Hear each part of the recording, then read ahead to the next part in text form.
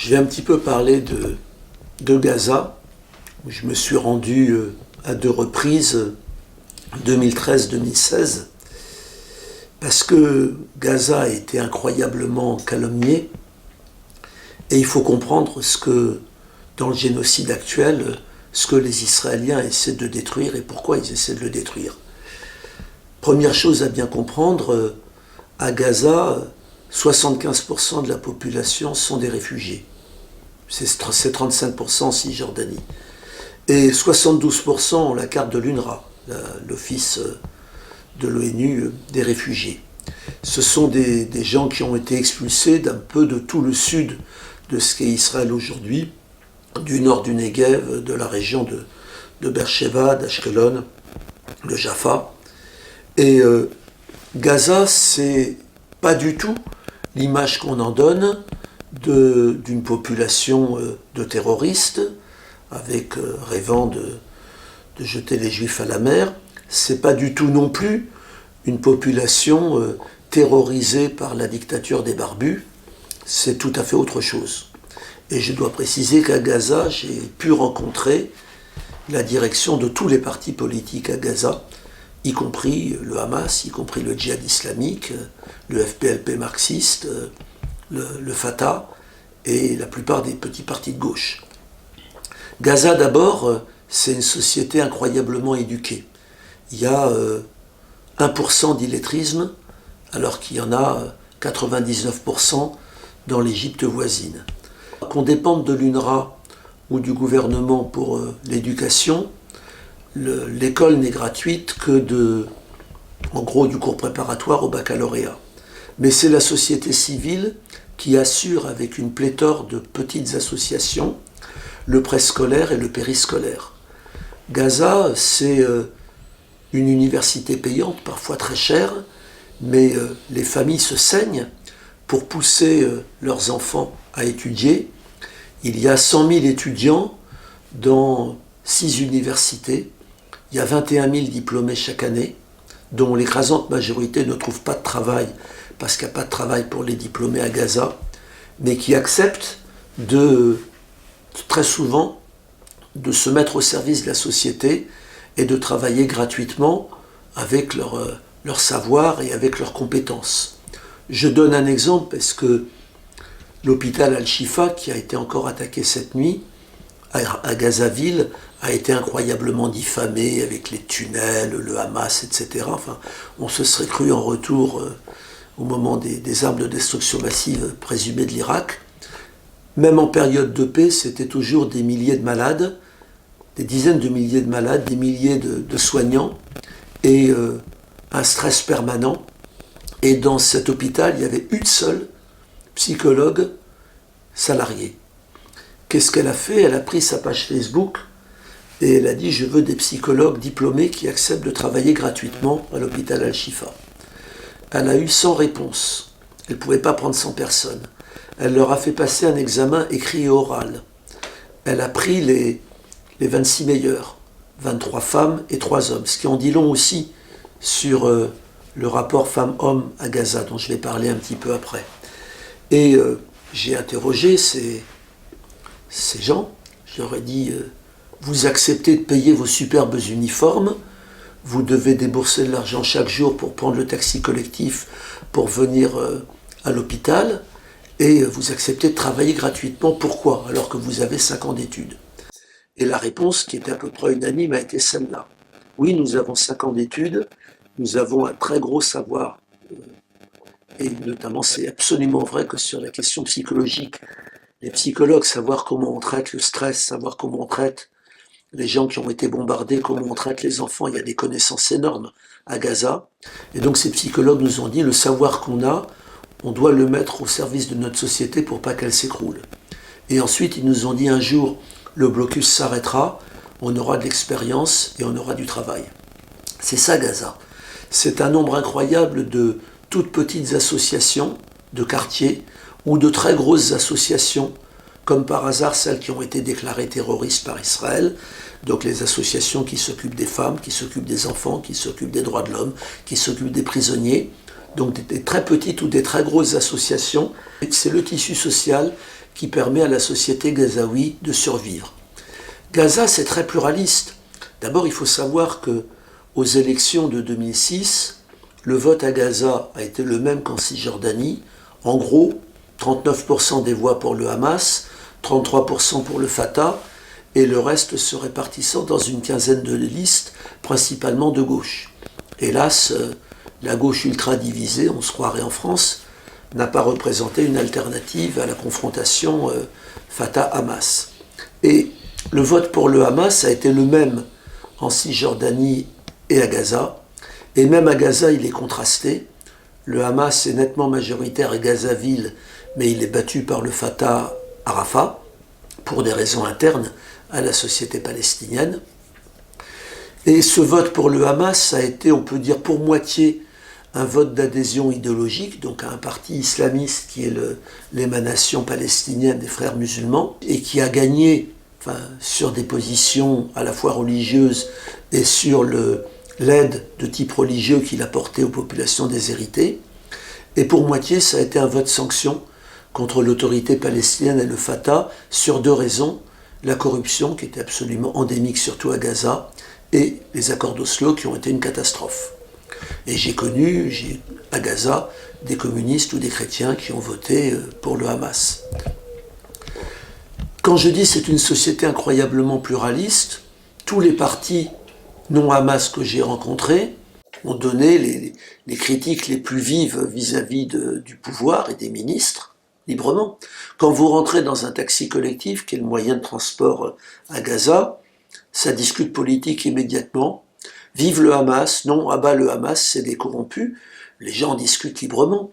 Dans les familles, il y a un fils au Hamas, un fils au djihad islamique, un fils au Fatah, un fils au FPLP. C'est fréquent.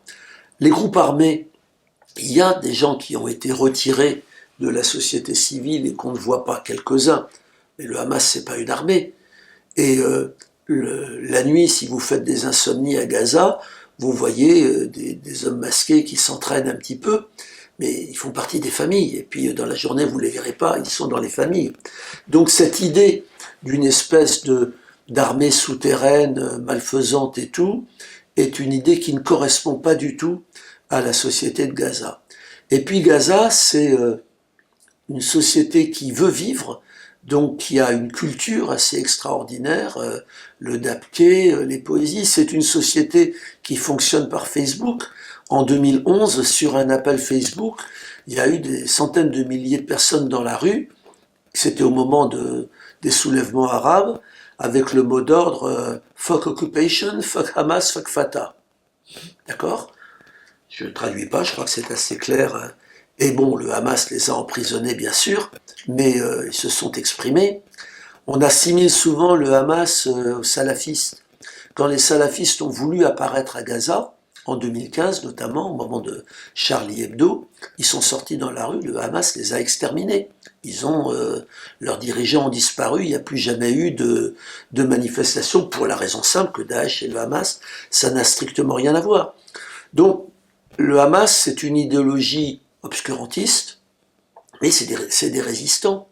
Ils ont ces deux côtés-là que le Hezbollah a également au Liban. Georges Abdallah, quand je discutais avec lui de Hezbollah, il disait le Hezbollah comme force militaire qui a foutu les Israéliens dehors, on le soutient, et le Hezbollah comme mouvement politique qui collabore avec les phalanges pour gouverner le Liban, on ne le soutient pas.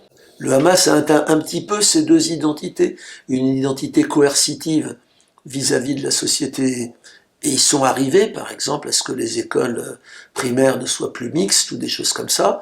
Ils ont échoué à des moments où ils ont voulu imposer leur conception sur la société.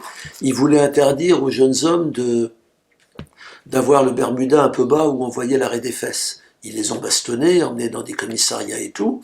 Il y a eu des manifs et ils ont cédé. Donc, si je compare aux frères musulmans en Égypte, les frères musulmans, pendant les 2 ans et demi où ils gouvernent l'Égypte, ils vont perdre tout ce qu'ils avaient gagné dans la société égyptienne. Ils avaient gagné l'ordre des médecins, des pharmaciens, des étudiants, des professeurs. Ils vont tout perdre parce que les gens voient que ce sont quand même des obscurantistes.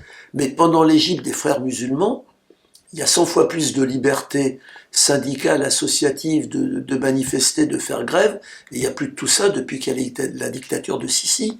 Et la dictature de Sissi, financée par l'Europe et l'Arabie Saoudite, c'est 60 000 prisonniers politiques, 1000 morts en prison, et tous les partis qui sont interdits.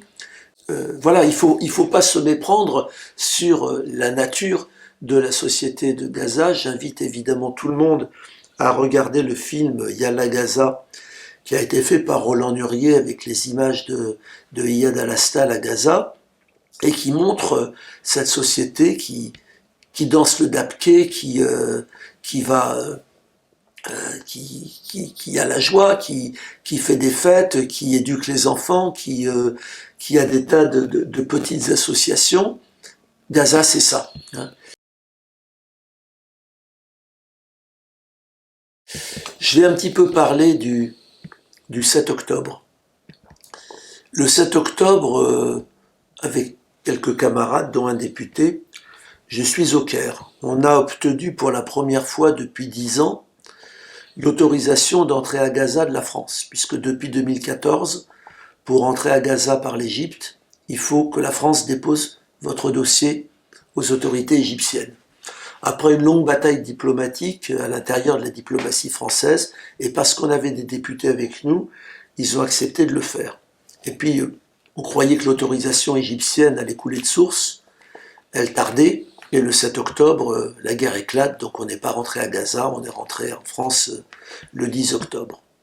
Dans l'hôtel où j'étais au Caire, c'était un hôtel de Gazaouis, qui ont été bloqués évidemment pour longtemps pour beaucoup et jusqu'à la trêve pour d'autres, donc pendant au moins un mois et demi, qui ont été bloqués au Caire par le déclenchement de la guerre. J'ai leur version. Je ne pense pas que ce soit la version juste. Et ce qui est totalement évident, c'est que la version israélienne, qui a changé 10 fois, n'est pas non plus la version juste. Je donne la version palestinienne telle que je l'ai eue. Alors d'abord, il faut comprendre que Gaza, c'est un endroit assiégé depuis 17 ans, avec un mur au nord, un mur au sud. Au nord, la frontière Erez, israélienne. Au sud, Rafah, la frontière égyptienne. L'Égypte participe au blocus. Et à l'est, une frontière de haute technologie, avec une barrière électrifiée et avec des tourtueuses tous les 250 mètres. Qu'est-ce que c'est qu'une tourtueuse? C'est un mélange de Moyen-Âge et de science-fiction. Ça fait 20 mètres de haut en béton, et en haut il y a un champignon, il n'y a personne dedans, c'est télécommandé, et régulièrement le champignon s'ouvre, une mitrailleuse sort et tire sur la population. Et entre chaque tourtueuse, il y a des puits, il y a 150 puits le long de la frontière orientale, et le résultat c'est que, alors que les fameux kibboutz dont on a parlé ont l'arrosage automatique et les piscines, à Gaza 97% de l'eau est inconsommable, parce que la nappe phréatique ayant été asséchée, elle a été envahie par l'eau de mer et elle n'est pas utilisable telle qu'elle. Donc Gaza, c'est un territoire martyrisé où il n'y a pas d'eau, l'eau doit être importée, où il n'y a pas d'électricité, les 2 fois où j'y suis, il y a entre 4 et 8 heures d'électricité par jour, où l'occupant, chaque fois qu'il bombarde, attaque en priorité des objectifs hautement militaires qui sont la centrale électrique, la station d'épuration des eaux ou les fermes à poulets. C'est un endroit où, coûte que coûte, la population essaie de produire. Donc les agriculteurs arrivent à ce que le territoire soit autosuffisant en légumes et en poulets. Tout le reste doit être importé. Donc c'est un marché captif, Gaza. C'est une activité qui était historique à Gaza, la pêche, qui a été complètement annihilée par les centaines de pêcheurs qui ont été arrêtés, bateaux détruits, bateaux confisqués, et donc maintenant une pêche qui est réduite à 3 fois rien. Il n'y a plus aucun bateau maintenant à Gaza, tout a été détruit. Donc c'est ce territoire-là qui, le 7 octobre, va se révolter.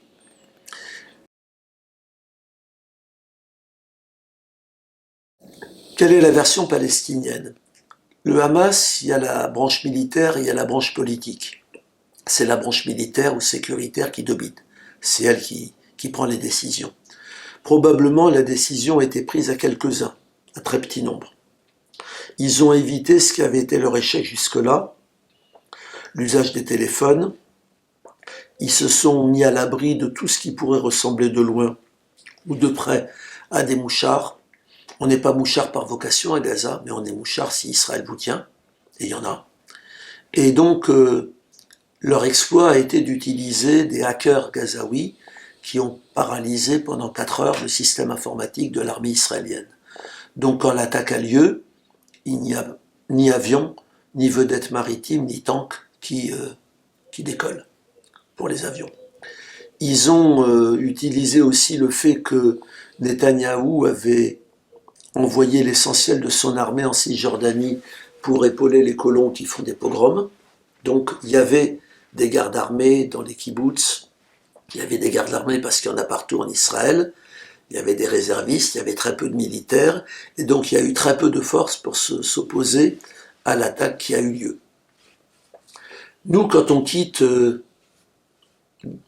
Caire le 10, on n'est pas au courant des morts. Alors les Israéliens ont sorti une version totalement apocalyptique. Ils ont d'abord dit 1400 morts, puis ils sont tombés à 1200.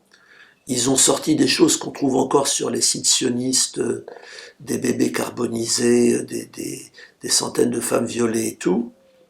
Tout ça, ça n'a pas existé. Même les viols, je ne sais pas. J'avoue que je suis de ceux qui, d'habitude, évidemment, quand des femmes disent qu'elles ont été victimes de violences sexuelles, je les crois. Mais dans cette question-là, il y a la Hasbara, la propagande israélienne.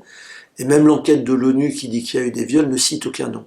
Ce qui est quand même un petit peu particulier quand on fait une enquête de ce type-là.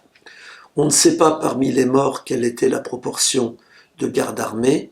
On ne sait pas parmi les morts, on sait qu'il y a eu des morts qui ont été tués par leurs propres troupes, que les hélicoptères israéliens ont mitraillé des véhicules qui rentraient sur Gaza avec des otages. On ne sait pas dans quelle proportion. Donc le problème, c'est que la vérité sur ce qui s'est passé le 7 octobre, on l'a pas. Alors, quelle est un petit peu ma position et celle de l'UJFP? Nous disons le mot terrorisme n'existe pas dans le droit international. Il existe dans le droit français ou dans le droit européen, mais c'est quelque part une ânerie. C'est-à-dire que ce qui est documenté dans le droit international, c'est crimes de guerre, c'est crimes contre l'humanité, c'est génocide, c'est apartheid. Il est évident que Israël coche les 4 cases. Crime de guerre, crime contre l'humanité, génocide, apartheid. Et Amnesty International, après 2 ans et demi d'enquête, a conclu que l'apartheid s'appliquait aussi à ce qu'Israël inflige aux Palestiniens d'Israël. Il y a eu, du point de vue d'Amnesty International, et je suis d'accord, crime de guerre de la part du Hamas le 7 octobre. Le mot terrorisme, s'il désigne le fait d'attaquer des civils non armés, oui, il y a terrorisme, encore qu'il y a le problème qu'en Israël, tous les jeunes sont réservistes. Hein. Mais comment comparer le terrorisme du Hamas du 7 octobre, si on emploie ce mot-là, au terrorisme de l'armée israélienne, qui a tué avec les disparus plus de 40 000 personnes depuis le 7 octobre, et dont les chefs ont donné explicitement l'ordre de tuer les femmes, les enfants et les vieillards, et de raser, et qui organisent la famine. Donc, si on doit comparer le terrorisme, il n'y a évidemment pas photo. Si terrorisme, c'est tuer des civils,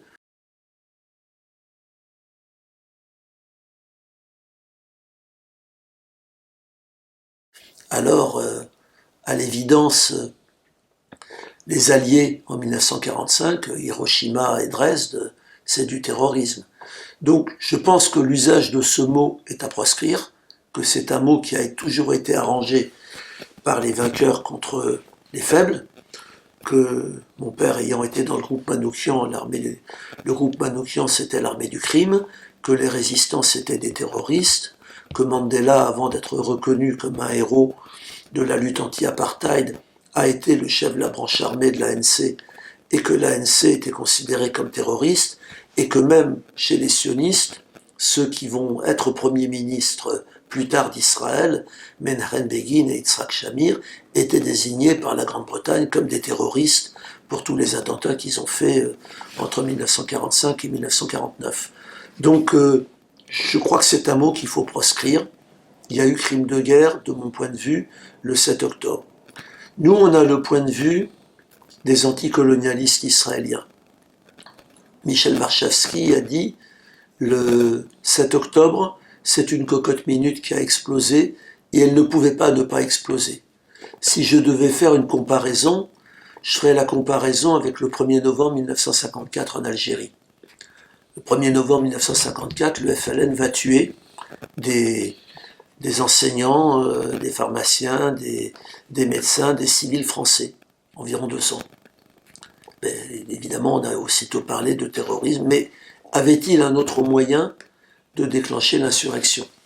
Et à l'évidence, quand on regarde en termes historiques quels sont les responsables de ce qui se passe le 1er novembre et qui va tuer des victimes innocentes, entre guillemets, ben c'est 130 ans de colonialisme français, et c'est ça qui aboutit à ça.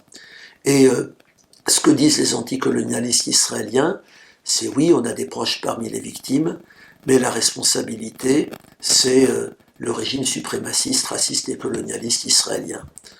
Je rappelle un petit peu ce qu'avait dit Nourit Peled, une grande anticolonialiste israélienne, fille de Mati Peled, qui est un des fondateurs de l'État d'Israël, qui sera aussi un des premiers négociateurs avec les Palestiniens.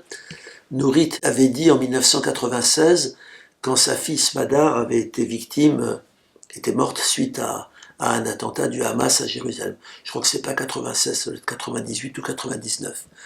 Netanyahou lui avait envoyé des condoléances parce qu'elle avait été en classe avec Netanyahou. Et elle lui a répondu, tu es un monstre, tu es le seul responsable, tu forces nos enfants à être assassins ou être assassinés. Et je crois que c'est ça la position qu'on doit avoir le 7 octobre. Dans l'hôtel où j'étais, au Caire, la réaction unanime des Palestiniens qui étaient dans l'hôtel, c'est « Enfin, nos prisonniers vont rentrer ». Parce qu'on oublie ça. On oublie que 900 000 Palestiniens ont connu la prison depuis 1967. On oublie que le 7 octobre, il y avait 5200 prisonniers politiques. Il y en a plus de 10 000 maintenant.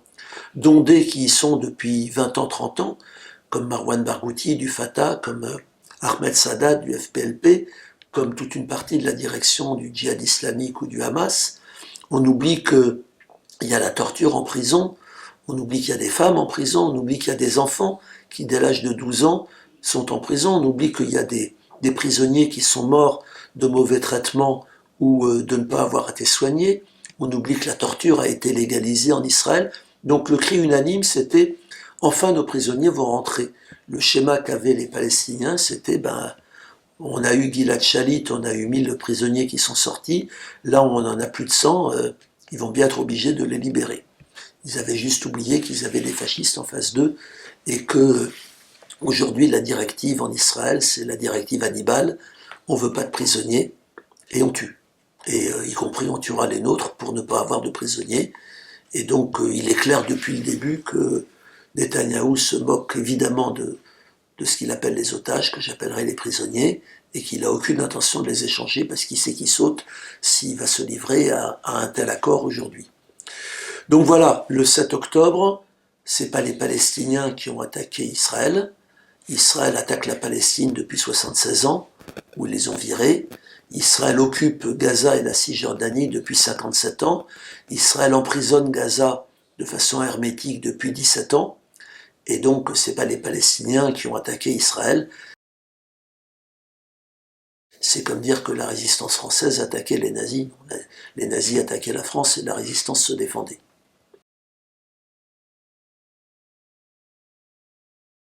Comment on va sortir de ce merdier ?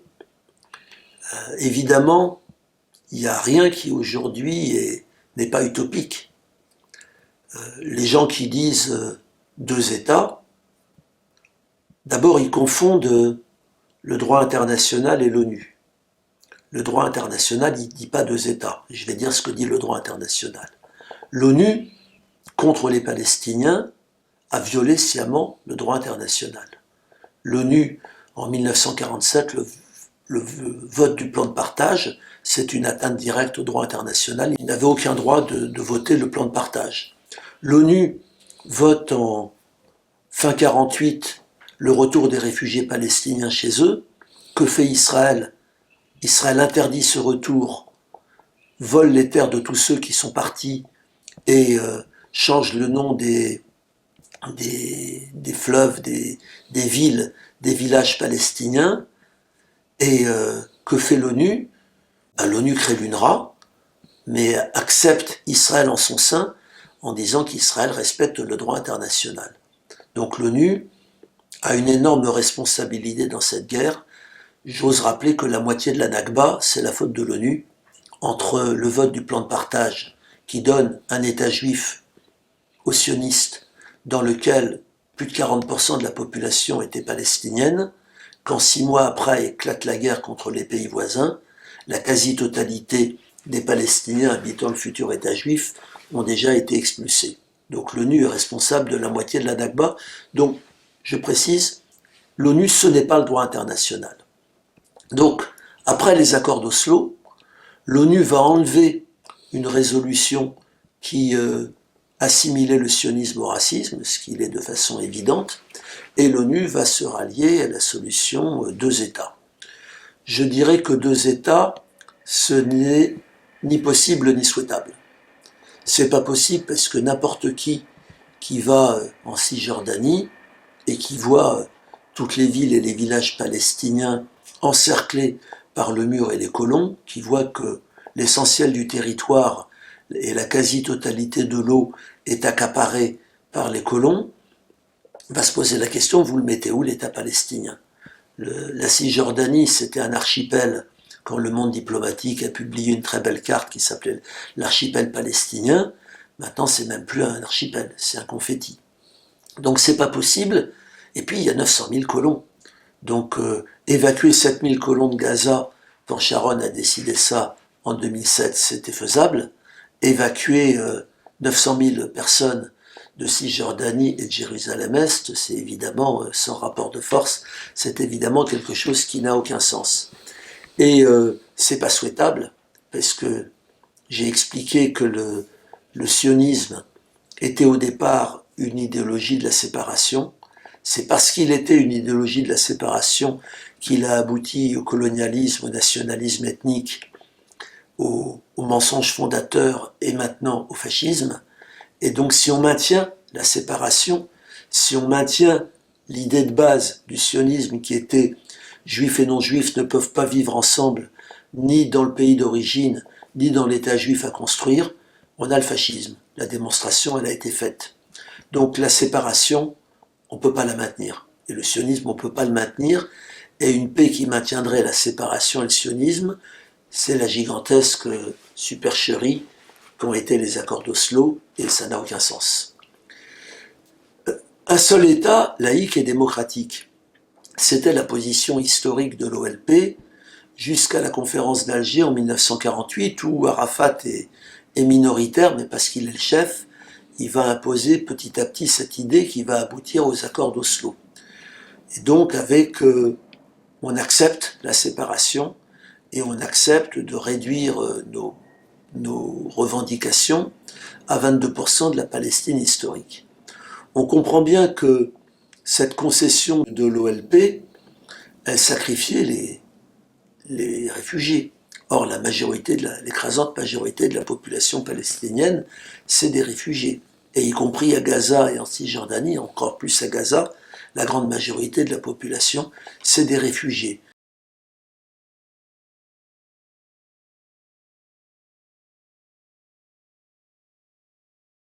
Donc, cette position-là, elle n'allait pas.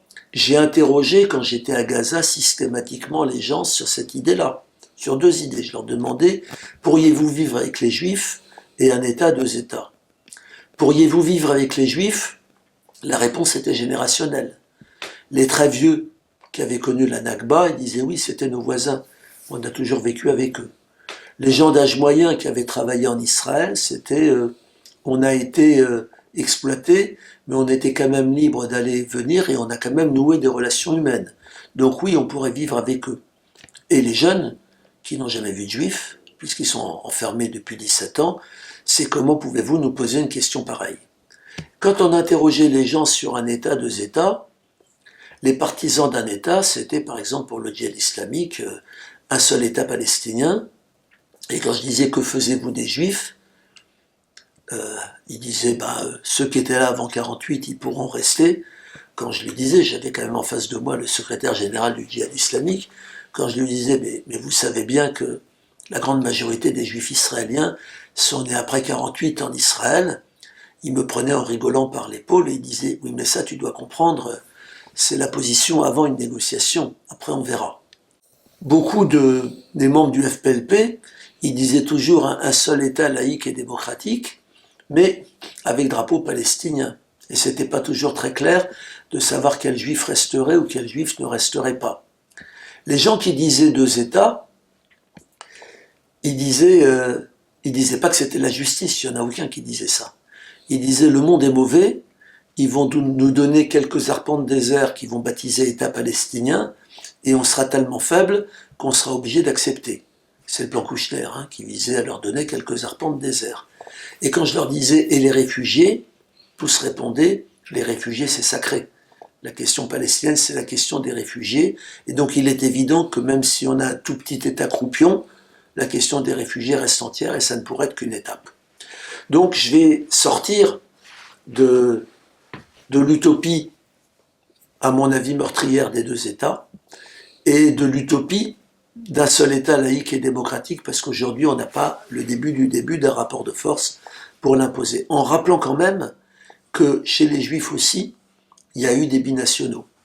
Il y a eu tout un mouvement à l'intérieur du mouvement sioniste qui ne se déclarait pas antisioniste, mais qui le serait clairement aujourd'hui. D'ailleurs, on a publié leur texte dans notre livre Antisionisme, une histoire juive, qui se prononçait pour une Palestine binationale. Ce courant, dans une élection interne au Yishuv, donc aux Juifs de la Palestine mandataire, en 1944, en plein génocide, il fait 45% des voix. C'est-à-dire que 4 ans avant la Nakba, presque un futur Israélien sur 2 n'est pas pour foutre dehors les Arabes. Mais le mouvement sioniste avait prémédité ça depuis 50 ans. C'est toujours la différence qu'il faut faire entre les gens et l'idéologie. Alors j'en viens un peu à la position du JFP. Nous, on met en avant le droit international. On dit que la revendication des Palestiniens, c'est que le droit international leur soit appliqué. Ça veut dire, et c'est d'ailleurs ce que l'appel BDS, l'appel au boycott des investissements sanctions, c'est ce qu'il met en avant. La liberté. La liberté, ça veut dire la fin de l'occupation, la fin de la colonisation, la destruction du mur, la libération des prisonniers, la fin du blocus de Gaza. Ça, c'est entièrement le droit international.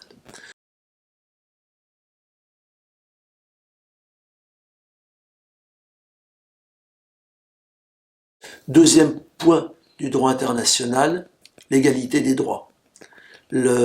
Ça veut dire une égalité politique, économique, complète pour tous les habitants de la région, quelle que soit leur origine, leur identité supposée ou réelle, leur religion ou leur non-religion. Et je rappelle que là-dessus, dès le départ, c'est Israël qui essentialise, dès la déclaration d'indépendance de 1948, c'est Israël qui s'oppose au droit international en disant qu'il y a un État juif pour lequel les juifs ont des droits et les non-juifs n'en auront pas. Cette violation de la notion d'égalité des droits va être considérablement amplifiée par le vote en 2018 de la loi Israël-État-nation du peuple juif qui fait clairement des 7 millions de non-juifs entre Méditerranée et Jourdain, des sous-citoyens n'ayant aucun droit, face aux 7 millions de juifs israéliens qui ont tous les droits. Et le troisième point du droit international, c'est la justice. Le crime fondateur de 1948 ayant été l'expulsion préméditée de la majorité des Palestiniens de leur propre pays, c'est le droit au retour des réfugiés palestiniens, auquel il faut ajouter aujourd'hui le jugement des criminels de guerre. Ça, c'est le droit international, et on peut le tourner de tous les côtés, c'est le droit international. Donc, pour nous, la condition d'une paix juste et durable, c'est que la communauté internationale décide que le règlement de ce conflit se fait sur la base du droit international, que le droit international soit enfin appliqué aux Palestiniens, et sur la base de l'application de ce droit international, des négociations diront quelle forme étatique ça doit prendre. Qu'on ne se trompe pas, cette solution-là, elle ne peut avoir lieu que s'il y a une défaite politique du sionisme, puisque le sionisme est contre ça. Il est contre le droit international par nature et dès le départ. Et donc, il n'y aura une défaite politique du sionisme que s'il y a une rupture du front intérieur. Des ruptures du front intérieur dans des guerres coloniales, on en a vu. La France en Algérie, c'est parce qu'il y a des milliers de cadavres de soldats du contingent qui rentrent en France. Les États-Unis au Vietnam, c'est parce qu'il y a des 50 000 djihadistes qui sont morts au Vietnam. Les Blancs sud-africains, c'est parce que l'Afrique du Sud blanche a été sortie de la quasi-totalité des instances internationales, et notamment des Jeux Olympiques, alors que leur image de marque, c'était le sport.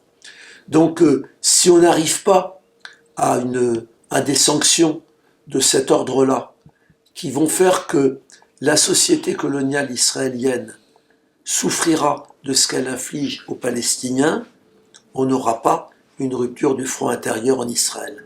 Une des raisons de la férocité incroyable et du génocide en cours à Gaza, c'est que pour la première fois le 7 octobre, la société civile d'un pays colonial, Israël, a souffert, avec ses morts et ses enlevés, de ce qu'elle inflige quotidiennement depuis 75 ans aux Palestiniens.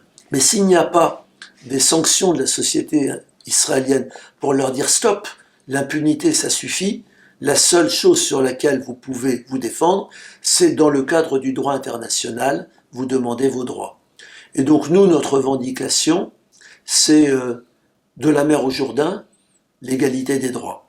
Et on pense très profondément que dans ce monde où l'extrême droite, où le fascisme, où le monte, où de plus en plus de dirigeants sont des despotes et des soudards ou des génocidaires, là, il n'y a pas d'alternative au vivre ensemble dans l'égalité des droits, ni en Palestine-Israël, ni en France, ni en Europe, ni nulle part.